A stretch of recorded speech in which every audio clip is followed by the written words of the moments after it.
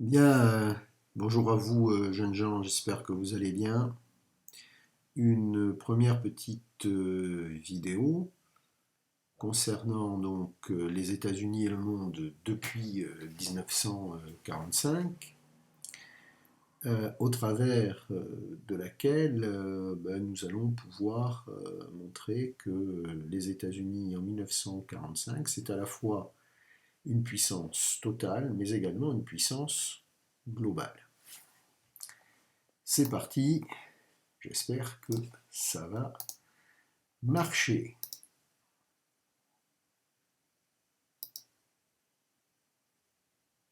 Ok. Donc, en guise d'introduction à l'ensemble du chapitre qui lui portera sur les États-Unis et le monde depuis 1945, et au travers duquel nous nous interrogerons comment finalement la puissance nord-américaine a-t-elle évolué depuis cette période. Il convient d'abord, en introduction, de s'interroger sur comment la guerre transforme les États-Unis et fait réellement des États-Unis une puissance totale, voire même une puissance globale. Alors, pour commencer, je voudrais qu'on revienne un petit peu sur ce concept, donc sur ce concept de la notion de puissance, que nous avons déjà abordé en géographie et qui avait été théorisé dans les années 90 par un géopolitologue américain qui s'appelait Joseph Nye. Je rappelle que le terme de puissance n'existe pas en anglais. Le terme usité est celui de power, de pouvoir. Et en fait, comme vous le savez, donc, Joseph Nye, il a finalement mis en lumière deux niveaux ou deux conceptions de la puissance. Le hard power, symbolisé ici par ce gant de boxe, et pour lequel j'ai choisi cette illustration des États-Unis à la fois puissance nucléaire, mais on le verra aussi une puissance qui est souvent incarnée par le président des États-Unis, car il ne faut pas oublier que dans la Constitution des États-Unis, le président des États-Unis, c'est le chef suprême de la diplomatie américaine. Et puis, le soft power, avec cette illustration donc de Superman. Pour vous aider dans votre prise de notes,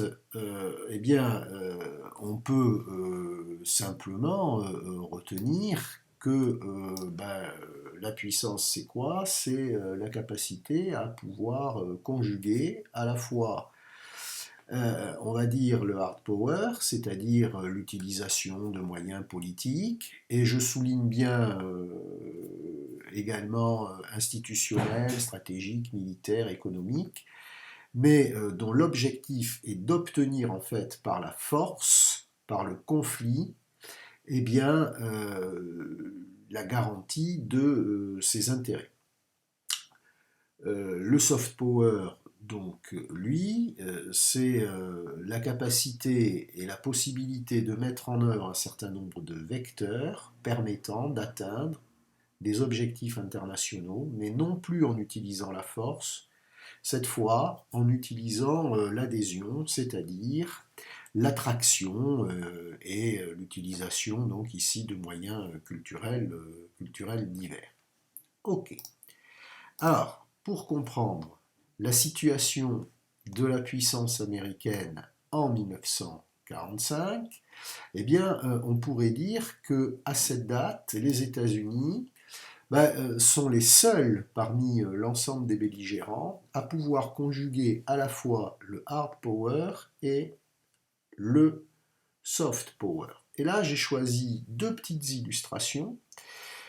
C'est le hard power, tout simplement parce que les troupes américaines en 1945, elles sont présentes en Europe. Ici, on a une petite carte des aéroports militaires que les États-Unis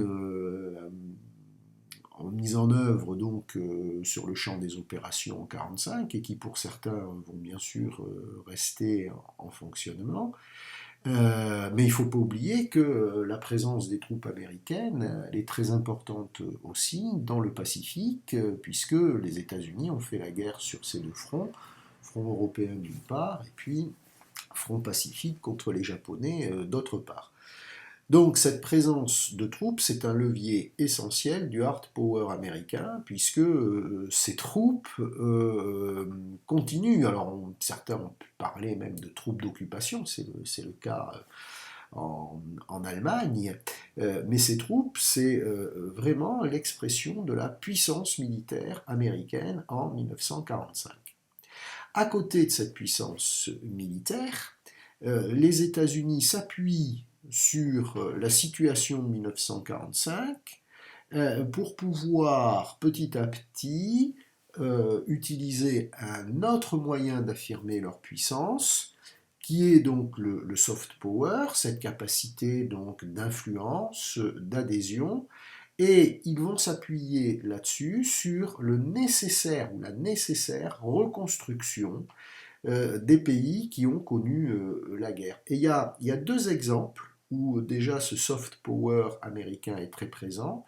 C'est la reconstruction de l'Allemagne, je n'y reviendrai pas, et la reconstruction du Japon sur laquelle on peut maintenant faire un petit zoom. Alors, le Japon et le concept du nation build, c'est-à-dire le concept de la construction d'une nation. Ce qui veut dire que au lendemain de la capitulation japonaise, les Américains entendent reconstruire le Japon d'un point de vue matériel d'une part, mais aussi d'un point de vue politique. Donc ici, eh bien, cette petite vidéo pour peut-être mieux comprendre les différents enjeux de cette reconstruction. C'est parti.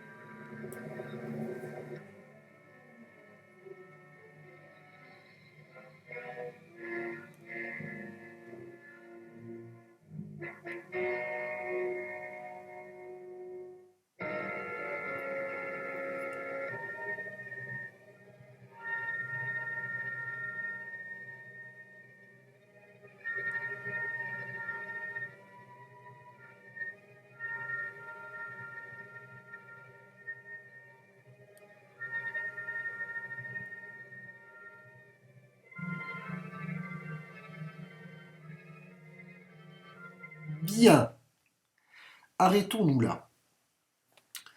Les quelques images que vous avez pu visionner mettent en perspective en fait deux éléments. Premier élément, en 1945, le Japon c'est un pays vaincu et cette défaite peut être vécue par les Japonais comme une humiliation. Le deuxième élément, c'est que le Japon c'est un pays détruit, ravagé notamment par la série de bombardements américains. Alors on a souvent nous gardé en mémoire Hiroshima et Nagasaki. Pas oublier que les grands bombardements que conduisent les Américains en 1945 sur la ville de Tokyo sont encore beaucoup plus dévastateurs. Mais allons un petit peu plus loin. Donc, un pays en ruine, un pays vaincu et humilié, mais également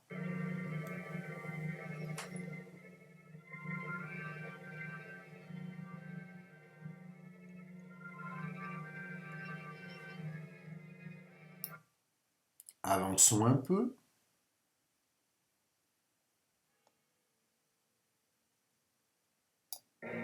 pays dont il va falloir quand même garantir ici l'approvisionnement de la population. Et puis, n'oublions pas qu'à partir de 1945, le Japon,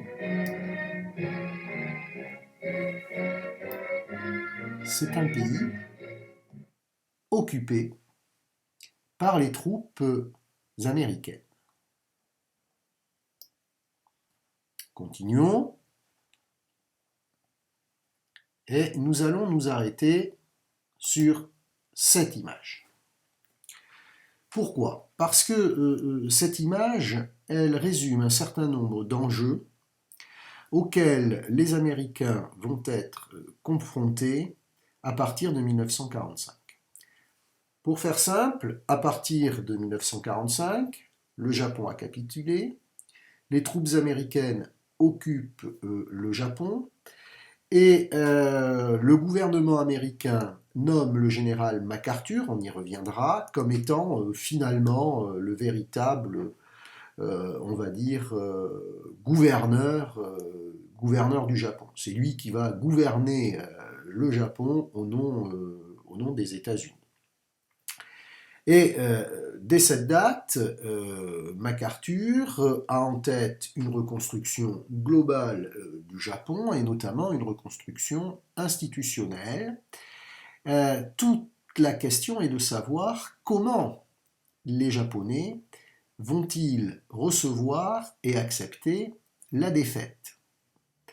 Et là-dessus, MacArthur, qui est quelqu'un qui connaît le Japon, eh bien, c'est que la société japonaise est imprégnée par le Bushido, le code d'honneur des samouraïs, et dans ce code d'honneur des samouraïs, il est précisé que toute autorité est reconnue au vainqueur. Ce qui fera dire à certains observateurs dès les années 47, 48, 49 que le Japon, ce sont des occupés modèles. Alors, il est certain que ce fait social, quelque part, va favoriser une reconstruction matérielle du Japon, d'une part, mais également une reconstruction politique. Et là, cette petite bande annonce de ce film. Hop, espérons que ça va marcher.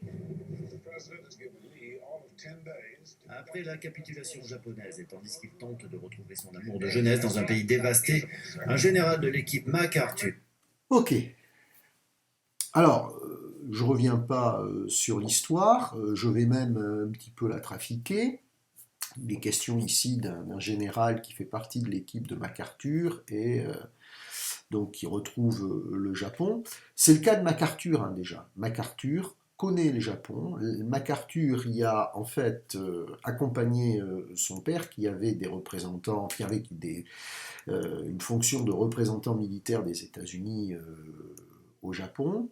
Il a également une très bonne connaissance globale de l'Asie et c'est certainement le plus habilité à mettre en œuvre cette reconstruction politique du Japon. Continuons. Est chargé de décider s'il faut juger et condamner l'empereur Hirohito pour crime de guerre. Tommy Lee Jones incarne ce MacArthur. Ok.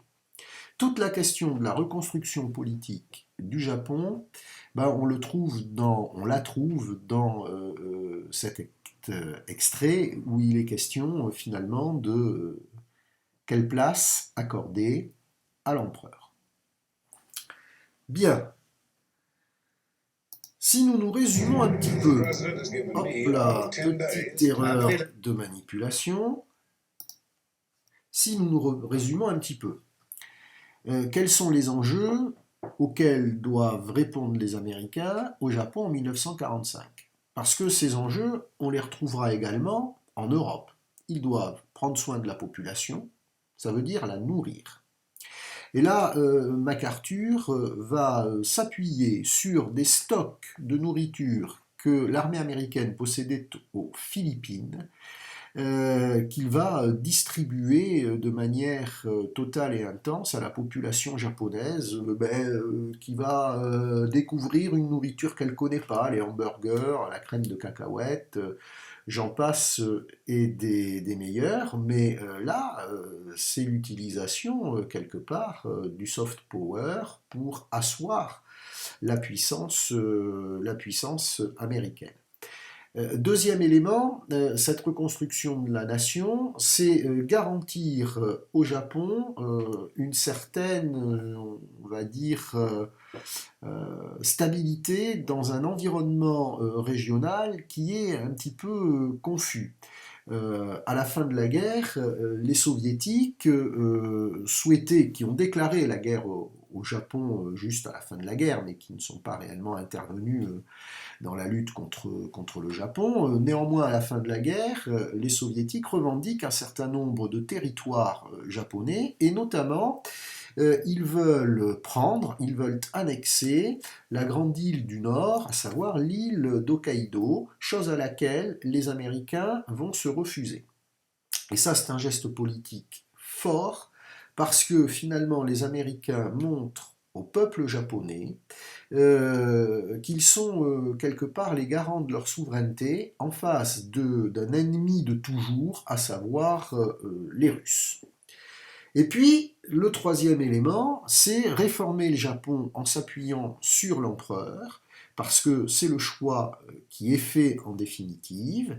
Ça veut dire élaborer une nouvelle constitution, mettre en place une constitution démocratique qui permet en 1952 de voir revenir sur la scène internationale un nouveau Japon indépendant. Et cette reconstruction politique, eh bien, elle prend corps dans cette constitution de 46-47 qui est élaborée sur un modèle qu'on appelle le modèle de Westminster.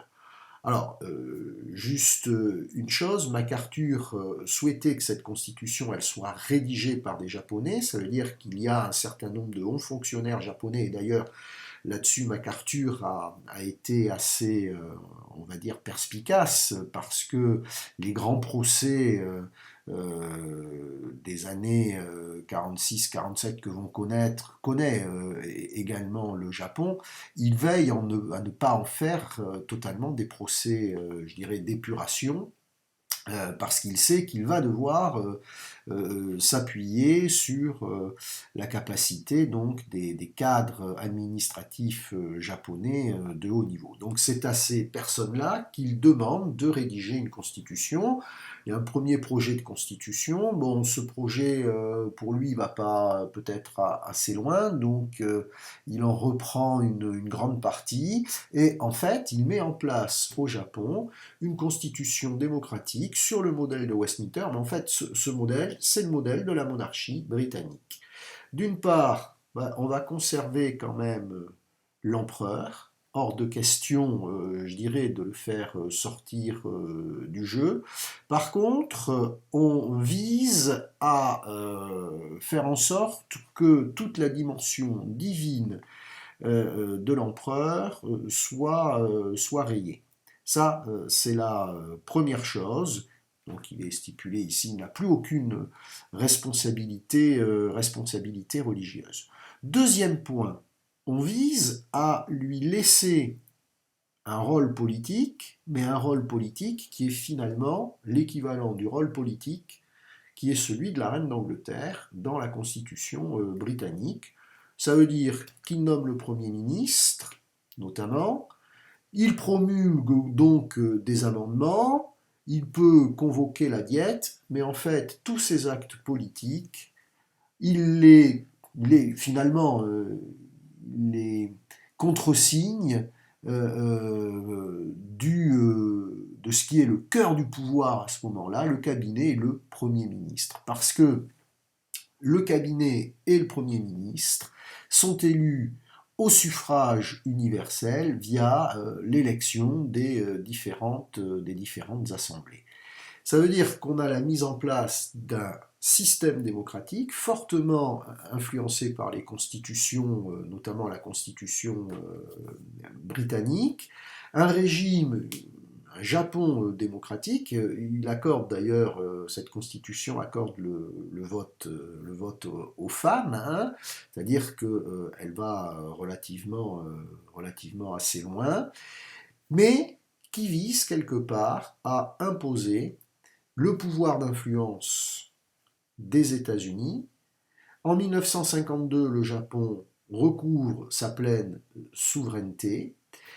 Par contre, à partir de cette date, en 1952, le Japon devient l'allié prioritaire des États-Unis pour toute la zone Asie-Pacifique, et il ne faut pas oublier que cette zone Asie-Pacifique est, dès le début, l'un des fronts les plus sensibles de la guerre froide. Et le Japon devient, de ce fait, un allié de poids, une base arrière, notamment pendant la guerre du Vietnam, des États-Unis, pour qu'ils puissent y conduire toutes leurs opérations en Asie. Voilà.